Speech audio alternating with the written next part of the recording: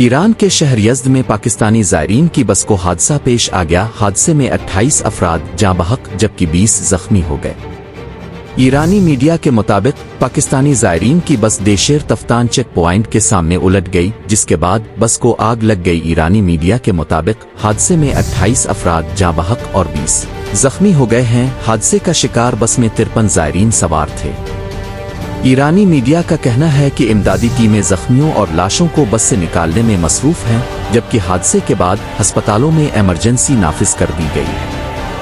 लाड़काना में मौजूद मौलाना कमर अब्बास नकवी कदा है कि हादसे में 35 अफराद जाँ बहक और 15 जख्मी हुए। उन्होंने बताया कि बस में 14 ख्वातीन समेत 50 से ज़ायद अफराद सवार थे। बस लाड़काना से रवाना हुई थी। 10 अफराद खैरपुर और 6 अफराद का ताल्लुक कश्मोर से था।